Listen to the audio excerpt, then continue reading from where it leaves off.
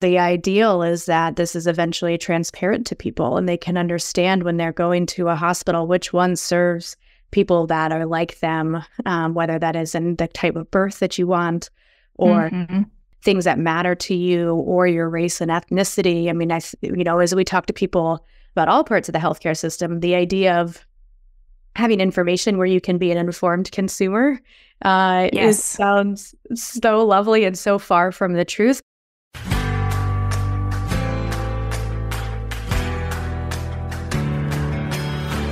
You're listening to the Mommy Labor Nurse podcast, where you'll gain the tools, knowledge, and confidence you need to erase the unknowns, feel in control, and have an even better birth, no matter how you deliver. My name is Liesl Teen, mom of two, practicing labor and delivery nurse, and your host. From over 8 years and counting of working at the bedside, I know that knowledge is the key to an even better birth. So tune in each week to learn about all things pregnancy, birth, and postpartum from me, a labor and delivery nurse that's seen it all. And now let's get into this week's episode. Welcome back to this week's episode of the Mommy Labor Nurse podcast. Today, I'm going to dive into the critical topic of improving maternal health outcomes for Black women. Black women often face discrimination and stress during their pregnancies, birth, and postpartum, leading to the highest rates of maternal mortality and health complications in the U.S. However, there is hope on the horizon, and today we're going to be talking about it. We're going to focus on the Bright Spots report by United States of Care, which highlights promising programs that are making a difference. So joining me today to discuss are Venice Haynes and Natalie Davis. Venice is the Senior Director of Research and Community Engagement at United States of Care and brings over 14 years of public health experience. And Natalie is the CEO and co-founder of United States of Care with nearly 2 decades of shaping American healthcare policies. I'm so thrilled to share this interview in honor of Black Maternal Health Week as a means to help raise awareness and support wider adoptions of these crucial programs and practices. And if you want to keep listening to learn more about the realities of Black maternal health, I encourage you to listen to episode 73 after this one. But without further ado, let's get into it. Hi, Natalie, and hi, Venice. Welcome to the Mommy Labor Nurse podcast. Thank you so much, guys, for being here today. I'm so excited about this week's episode. This is Natalie. I'm so excited as well. Hi, this is Venice. So happy to be with you today. Yeah, such an important episode to put out. Can you guys tell me or tell our listeners a little bit about this episode and what we're going to be talking about today? Sure. So this is Natalie. I'm the CEO and co-founder of an organization called United States of Care. Today, we're really excited to come on your podcast and talk about where we are in this country in terms of our maternal health care system and really how that impacts women of color and Black women on their pregnancy journeys and postpartum.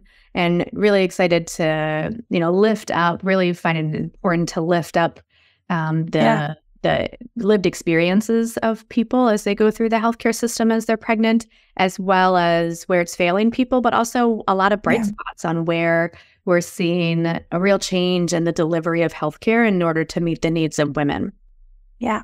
Dennis, did you want to say anything? Yeah, I think from my perspective as a Black woman, and being close to talking to people about the healthcare system on a very regular basis, this is something that comes up so often. And it's a privilege to be able to be in a position to listen, but there's also tremendous responsibility for us to do something with what we are hearing from people. And so we're really excited to talk about not just the pain points, but the good things that are happening in this space, what we're calling a bright spot. So looking forward to it. Yeah, awesome. Well, we're going to be talking about this report, correct? So can you guys share some insights into the findings of this report? And it's called the Bright Spots report by the United States of Care regarding trends in maternal health improvements. Can you share some of the insights in that report? Sure. And this is Natalie. I'll start a little bit with how we came to this project, and then Venice really is the best to speak about our research and talking to women and in that Bright Spots report, like you said. So United States of Care, we really operate at the center of people, politics, and policy. We believe that to build a better healthcare system, we need to go out and talk to people, everyday people across the country. We've talked to over 18,000 people, over thousands and thousands of hours across the country. And like Venice said, there's real shared experiences that people have and places they want to see the healthcare system fix. And maternal health is one of those. We know that, in this country, we often do a good job at naming the problem, of raising awareness, disparities. That, of course, is very central to the maternal health care space and the real disparities in care that we see for women of color, specifically Black women.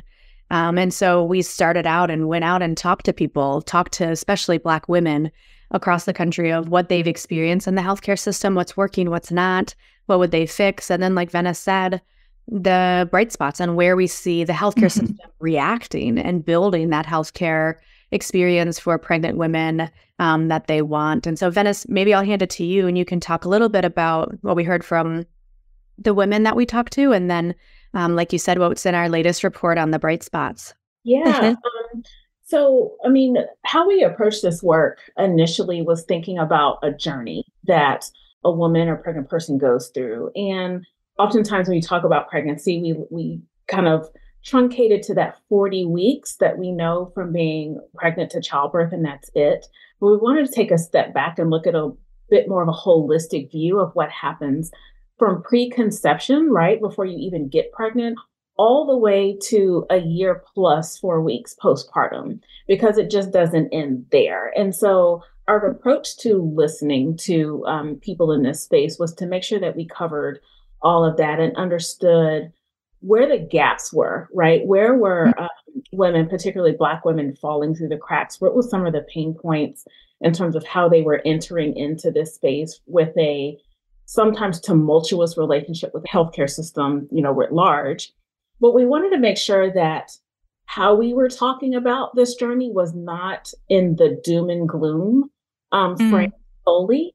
And that while we were understanding where the gaps were, we were also understanding where the bright spots were, hence where the report came from, but what the ideal journey was too, so that we understand what we're trying to solve for, right? What are they actually asking for to be better? And where are their organizations, interventions, companies doing work already to be able to solve some of these problems? So it was kind of a multi-layer approach to this, so that we can get a more holistic view of what's happening. And it's really exciting, as we got into the organizations that are doing some really good things to solve this, to be able to elevate that and talk about it a little bit more, because good work is happening. I don't think it's getting enough attention, right? So the more we talk, the hope is the more we talk about it, we can gather more, organizations that are doing things that we may not have been privy to. And we always like to say, the organizations and interventions that we feature in this are by no means exhaustive. We want to keep the door open for folks to tell us, what else is going on that we may not know, so we can keep building this work out. So it's been really encouraging in an otherwise rather bleak landscape. Yeah, that's great. Well, let's talk about funding a little bit, because that that's important, right? To be able to do this work, that's so important. And I know you guys have, there's some creative ways, right, that you guys have done to secure funding for this work. So can you talk about some of those approaches? I know that some of them are community-based. Yeah, so I think about the funding, the cost part of these conversations from two perspectives. One, there's the cost to sustain these programs.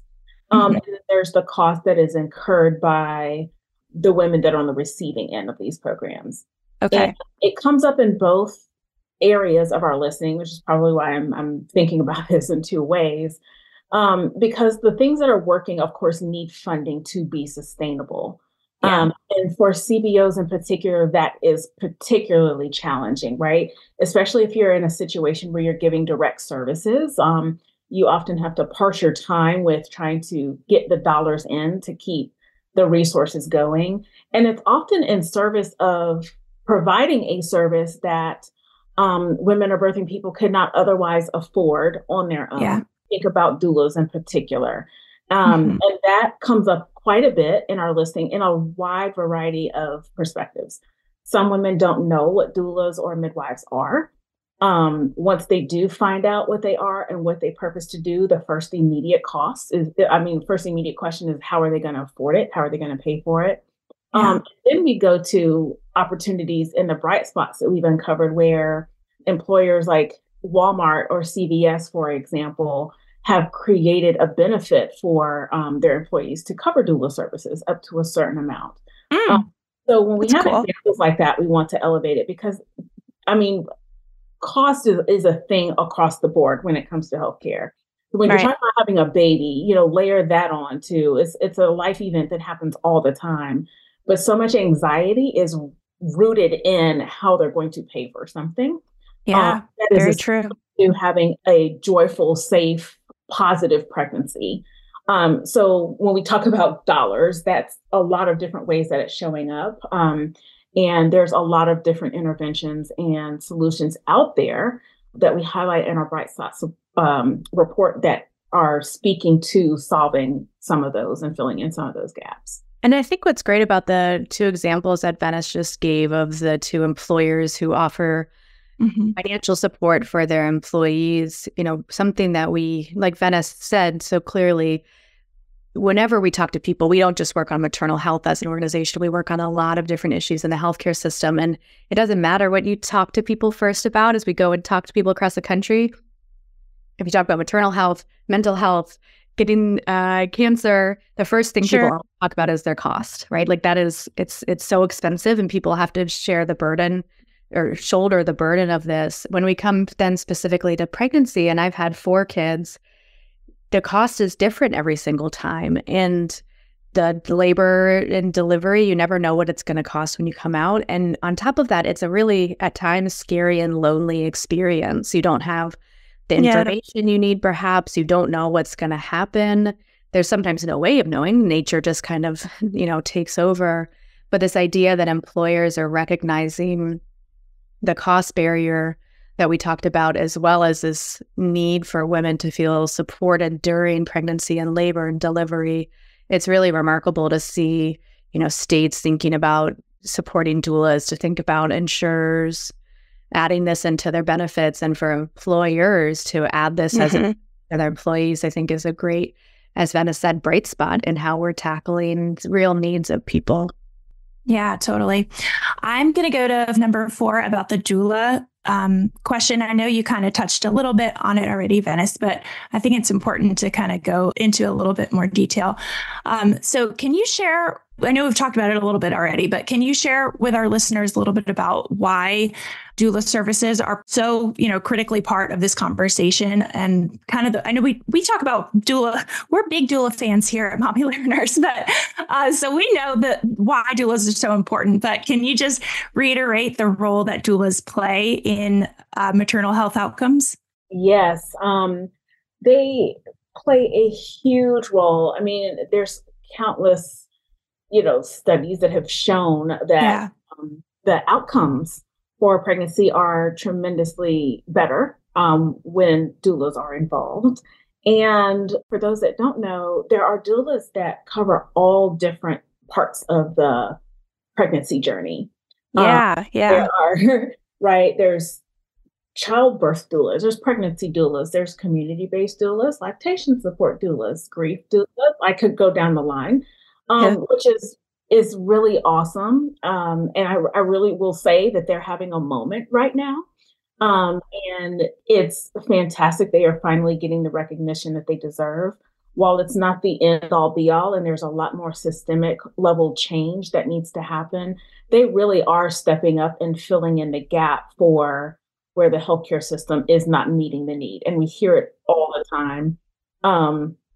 A lot of times women and pregnant people don't know what to expect in their journey. They don't have enough time to ask the questions of their doctors or nurse practitioners or whatever the case may be, or they might think of things after the fact. And so they fill in that gap. They are advocates, in the birthing period, body awareness. They provide support outside of pregnancy, right? There are some women that need support in the background for food to address food insecurity or transportation, Yeah. have multiple kids in the home. So they're a really invaluable resource to a number of women in their various, lifestyles and wherever they are meeting the needs that the healthcare system might not otherwise be able to fill in. And we should pay them what they deserve. Yeah. Right. And I think that gets lost on a lot of people, and kind of going back to the conversation on cost, right? They are filling in such a gap, but yet they are fighting for, there's the conversation about reimbursement and who is reimbursing them and at what rate and different levels, and, really sorting that out such that that's not a roadblock, if you will, to women getting the need. Hey there, it is your host and L&D nurse Liesl here to share some exciting news with you.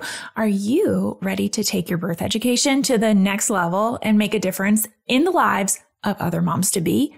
Yeah, you're probably wondering, yeah, of course, but what's going on? Well, hold on to your bump because I've got something special to announce to you today. From now until Sunday, April 21st, you can save $20 on enrollment to any one of our online birth classes using the code GIVE. That's GIVE. But that's not all. This sale is also the launch of our ongoing initiative to donate a class for every class sold. Yes, you heard me right. Every time you enroll, you're not just investing in yourself, you're empowering another mom-to-be who may not have had access to the same opportunities. So let's kick off the launch of this new initiative with a bang. Head on over to mommylabornurse.com/April sale. That's one word, April sale, to take advantage of the sale and join us in making a positive impact today. Again, that's code GIVE, GIVE, to save $20 off your enrollment at mommylabornurse.com/April sale. So it's been fantastic to talk about those that talk about their positive journey, or talk about their journey in a positive way, where doulas have been there to meet the need. It's been fascinating to talk to doulas about all that they do and see. So it's not lost on us that they are a critical part of this journey and this process. They absolutely need to get paid what they deserve. And the system should embrace them as an asset and a resource and give them their just due. Yeah, I couldn't agree more. I mean, doulas help me at the bedside do a much better job of being a bedside labor and delivery nurse. When I have somebody come in, they have a doula. Oh, my job is a lot easier because I can take care of my nurse stuff. Not that I can't do the doula stuff, right? But it's you just got more hands on deck to support mom, which is the goal here. Am I right? Yeah, absolutely. Yeah. Well, the report talks about some program goals that hospitals and health systems are incorporating right now to support equitable outcomes for Black women. Can you guys share some of these? Yeah, I'm thinking about the quality improvement focus for hospitals and healthcare systems. And there's been a lot of advocacy and conversation around this to be able to put a focus in on what are the metrics that we are using to say that there are good outcomes, or if there are not sufficient metrics, what are there that should be in place, right? For accountability. And I think it is fantastic that hospitals and health systems are starting to, and to the extent have been, integrating quality improvement metrics, thinking about equity. I hope that continues to be sustained and a model that other systems and hospitals pick up. I think they do it to varying degrees, and it could be a really interesting data point just as a researcher, right? To be able to go through and see what those are and then map those against, the outcome stats, and then segment those by, race and ethnicity, and making sure that we are watching those numbers over time such that it's not checking the box, but that they're truly meeting the desired goal of getting better outcomes and saving lives and reducing morbidity and mortality rates for Black women, for sure, because they experience highest rates of these. But I really am watching that space. Just kind of can get into data nerd mode on that. Yeah, Um, I love it. I love data nerd mode. So that's what I was going to go into next is that what do the numbers look like? Are there any measurable impacts that have been made yet? well, that's why I'm saying this is a space to watch. Yeah.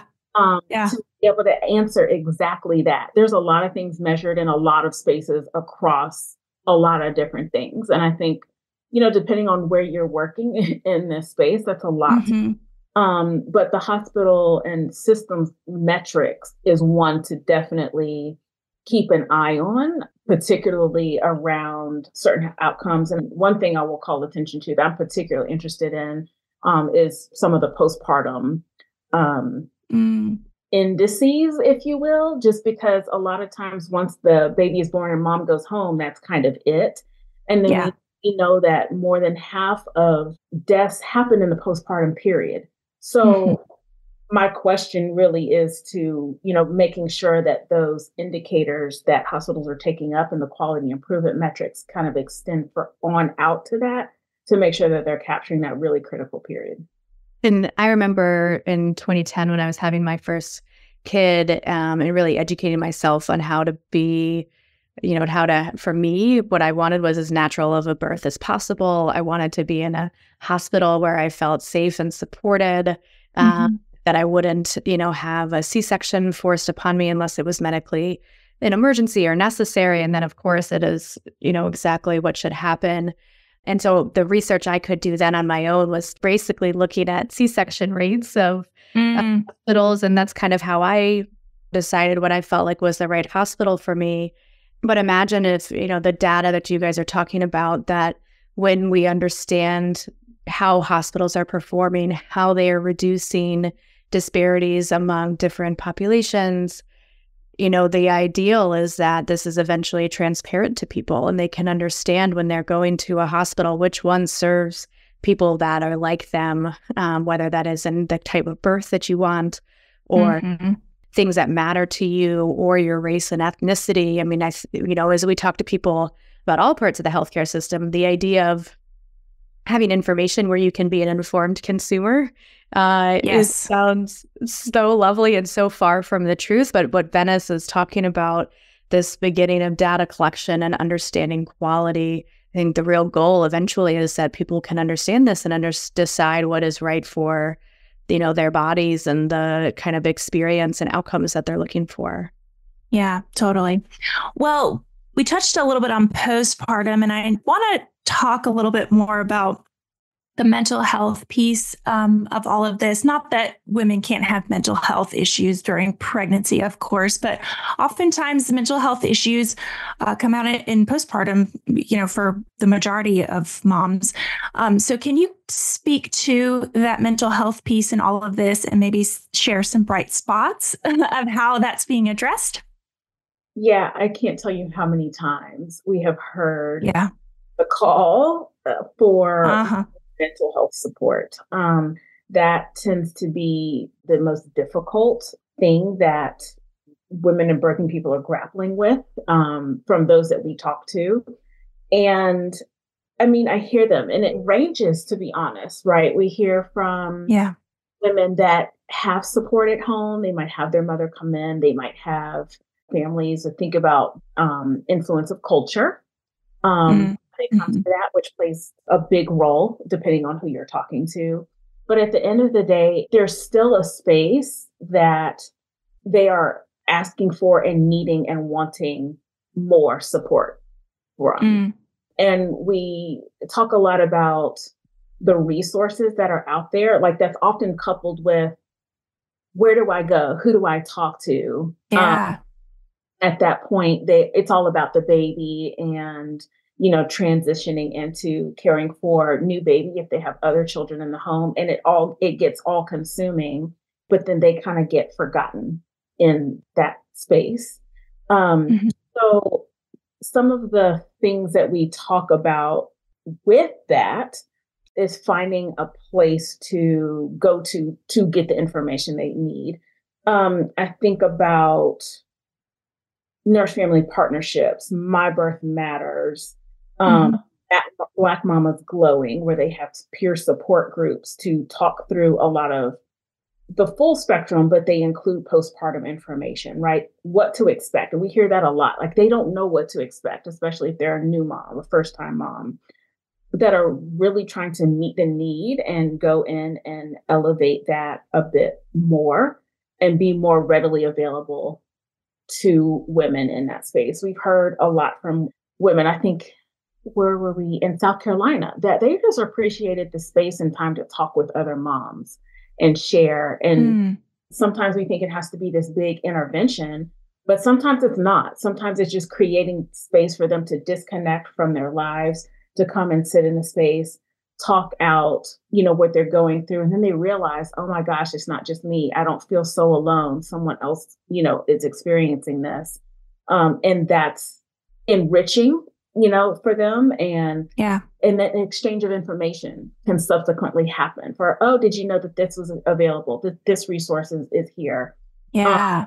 I think about Family Solutions in the Low Country part of South Carolina, who follows women up to 2 years after they've had their baby, making sure that they have the support they need, not just from mental health, but you think about all the other things that surround that. I go back to the food insecurity, transportation, supplies, resources, right? It's the context for which women are experiencing varying mental health supports. And so seeing organizations, community-based organizations really stepping up and filling in that need is tremendous to see.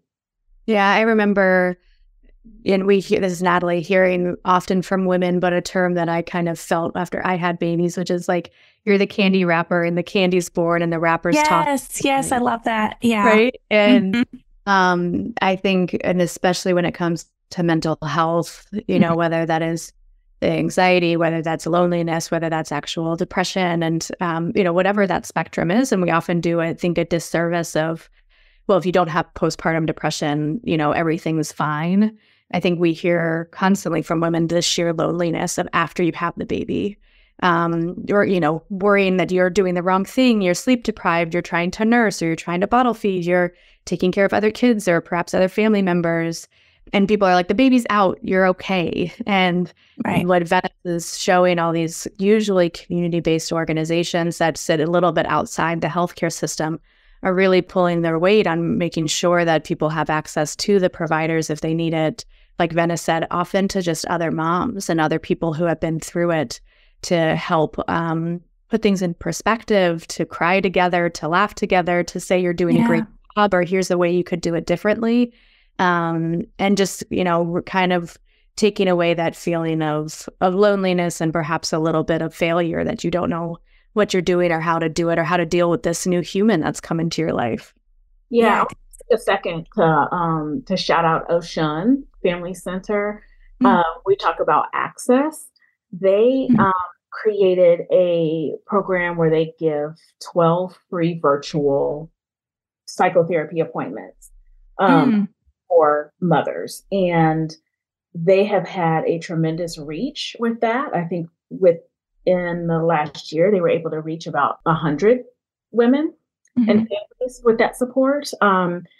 The Shades of Blue Project in Houston, Texas, has also created a support group through journaling, which is a really tremendous opportunity for participants to engage and actually journal and chronicle and get some of their things out, really, because there's also a thing around stigma and mental health that we can't ignore. It's getting a little better, but we can't ignore some of the things that are still there, back to some of the cultural differences. But I wanted to shout out those two organizations because they are really, on the ground pressing in, particularly on maternal mental health and addressing some of those gaps. Yeah, I love it. Well, that's a good segue into my next question about virtual care, because it sounds like, we all know the internet's good for a lot of things, but not so good for some things, but it's great when it comes to a lot of things in healthcare, and it can expand access in a lot of great ways. So can you talk a little bit more about this? Yeah, I can start and then probably kick it to Natalie. But one of the first organizations I think about doing work in this space is Maven.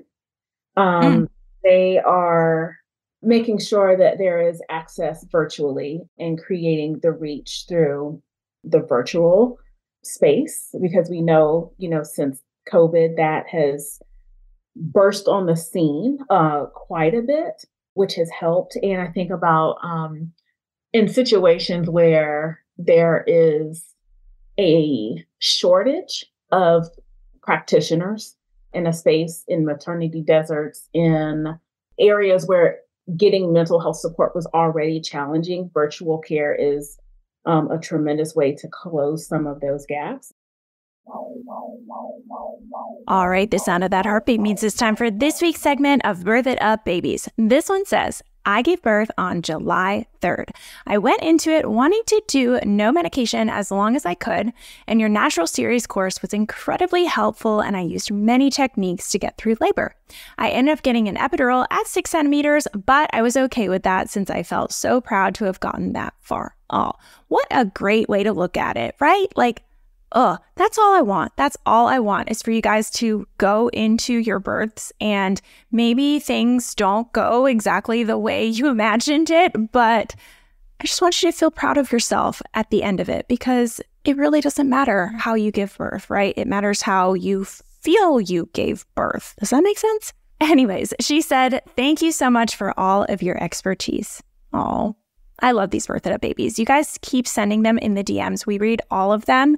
So please, if you've taken a Mommy Labor Nurse birth class, I want to hear about it. And if you want to have an even better birth, just like this mama, head on over to mommylabornurse.com/courses to learn more about our 3 online on-demand birth classes.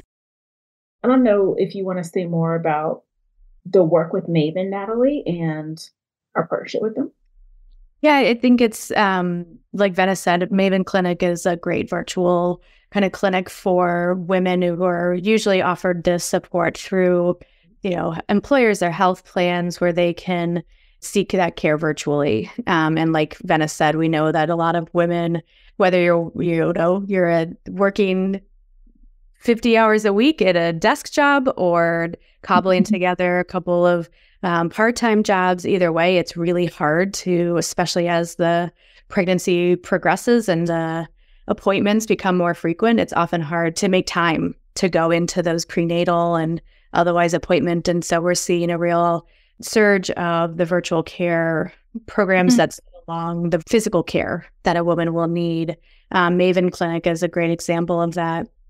There are other ones where, along with the kind of more traditional physical care that you go into a physical office, there are also new technologies that are being provided to women to monitor themselves at home. I'm thinking about the Preeclampsia Foundation, where especially during the pandemic, we know that women that have preeclampsia are at risk of really dangerous outcomes for mom and baby, and so they sent cuff kits home with moms, so they are recording and watching their numbers at home and can.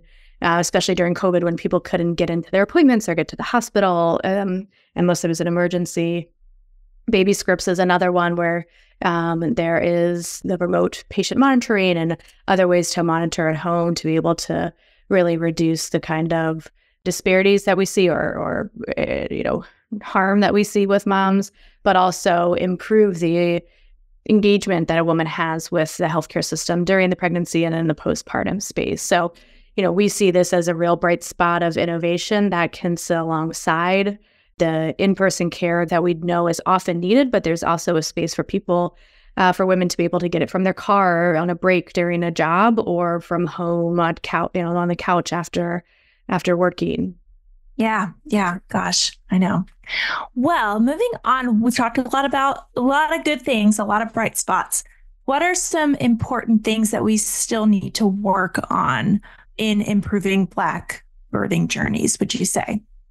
Venice, maybe I'll start and then you can go. As we've talked to women across the country, and we heard this from all women and very loudly then from women of color, that there's a real feeling, like we've said a couple of times, of loneliness, that you can't even recover from the birth experience because then you have to take care of the family, but you feel lonely, that there's anxiety about finding out if you're pregnant, if you can get pregnant, what will happen in the pregnancy and the labor and delivery, all these normal feelings.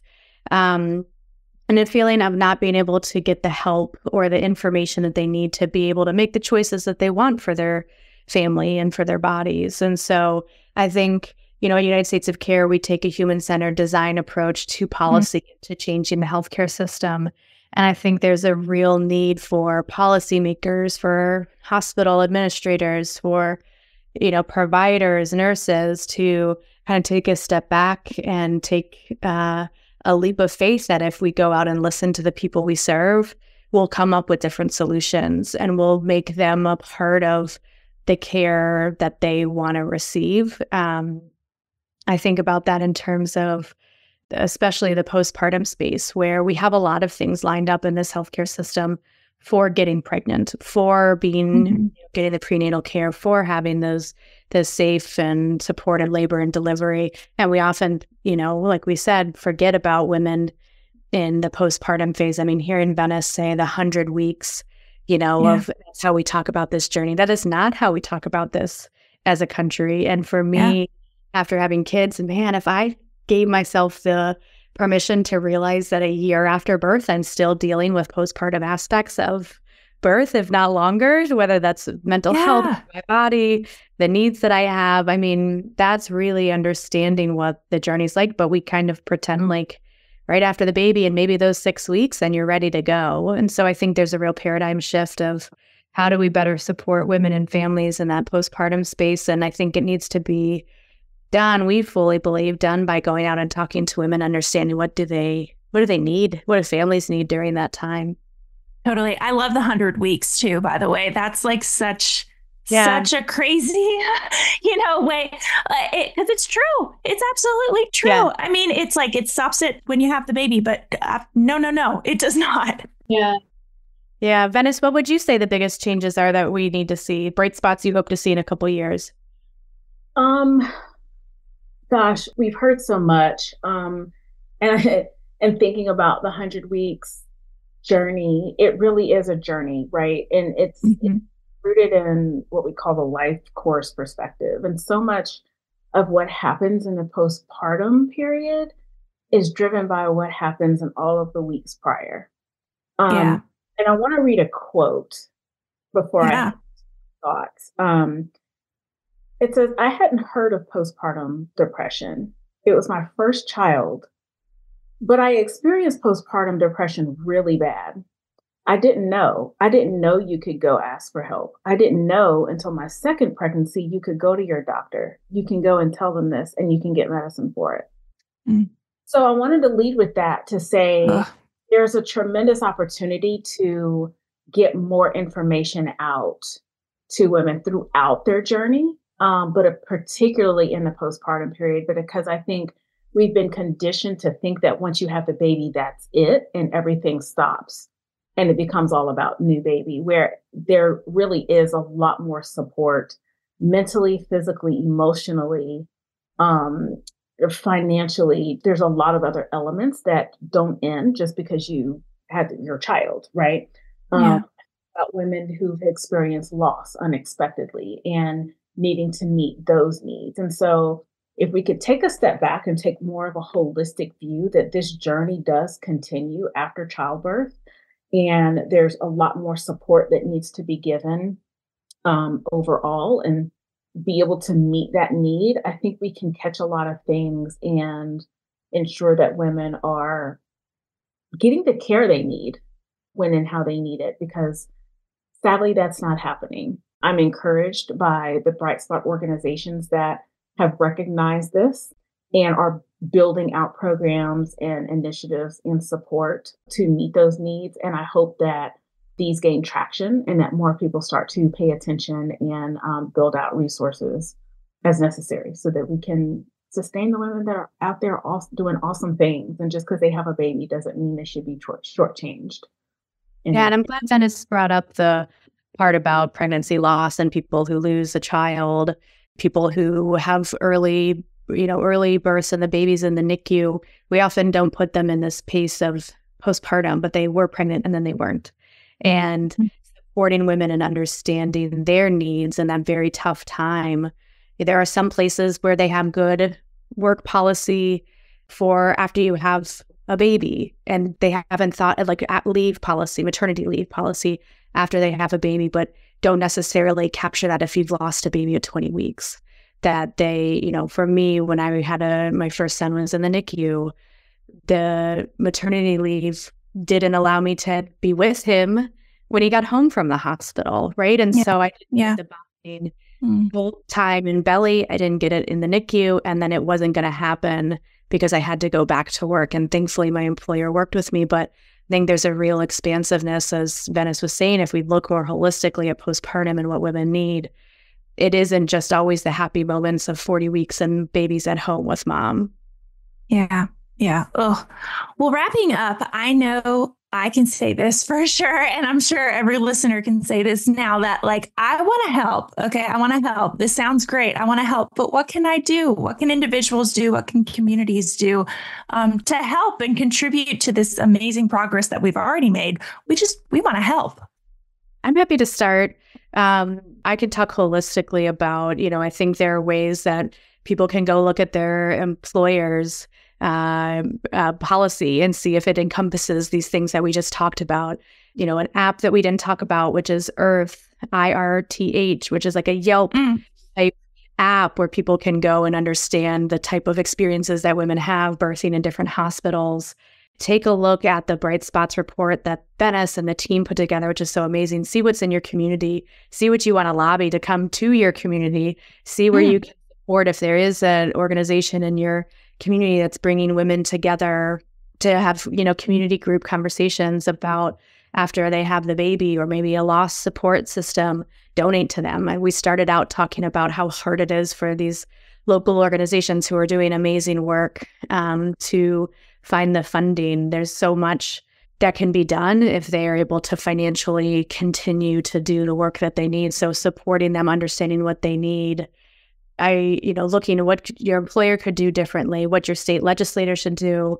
Have they expanded Medicaid coverage to women that are pregnant and postpartum that are maybe on Medicaid? There's a lot of policies that if you care about this, you can talk to your legislator and see what else is being done in your state to support women in their journey. Venice, do you want to add anything and maybe give the plug for how they can keep in touch with the United States of Care? Yes, please. That was the exact list that I was going to suggest. If I could double down. Yes. Highlighted a number of organizations in the Bright Spots work, and there's so many more. Find them, donate to them, fund them so that they can keep doing this work the way it needs to be done right now, right? I am 100% yes. Go for states that have not expanded Medicaid. There's a few left, but do talk to your legislators. Make sure you get the word out. I think there's power in numbers. In the meantime, we can be found, United States of Care can be found on all social media platforms, LinkedIn, Threads, TikTok, Instagram. You can always email us with your stories, with your comments. What are you all seeing out there? What needs to be done? We're an organization that listens to people. So, reach out to us. And to the extent that we can lift these organizations that are doing amazing work up, we definitely keep this in the forefront of the conversation so we can keep building it out. Yeah. Oh, amazing. Natalie, Venice, thank you so much for your time today. This was such a valuable episode to add to the over 200 episodes on the Mommy Liberators podcast. So thank you so much to you two for coming on. Well, thank you. And thanks for all the work that you do on this podcast. Empowering women is key to this work. And it's the platform that you've built, and we're honored to be a part of it. Thank you so much. Oh. Thanks again to Venice and Natalie for coming on this week and joining me on the podcast. Next week, I am actually going to put out one of our most popular podcast episodes that we've done to date. It is an episode I did with the founder of Spinning Babies, Gail Tolley. Yeah, it is our most popular episode. And, we have over 220 episodes here on the Mommy Liberators podcast. And sometimes I know that this is what I do. When I find a new podcast, I wish you could filter them by the most popular episodes, right? I do Apple Podcasts. I don't know about you guys, but there's not a way to do that. So you just start listening. And if you found it late, you just listen to where you found it late. Sometimes I go back and, read and find some of the ones that I'm interested in. But, I know for people who just kind of recently found the podcast or, you weren't around at the beginning, I wanted to put out some old episodes for you guys. So that is what we were going to do next week. So I will see you guys then. Already feeling a little more confident about pregnancy, birth, and newborn life? Don't forget to hit that subscribe button so you can continue to erase the unknowns and never miss an episode. And if you're looking for even more, Instagram is definitely where I hang out the most. Come join our community of more than 500,000 moms for birth education, tips, and solidarity. You can find me at mommy.labornurse. Check out today's show notes and a searchable library of every Mommy Labor Nurse podcast episode at mommylabornurse.com/podcast. And while you're there, be sure to head to the blog to learn about our online birth classes too. See you next week. And remember, you can have an even better birth no matter how you deliver.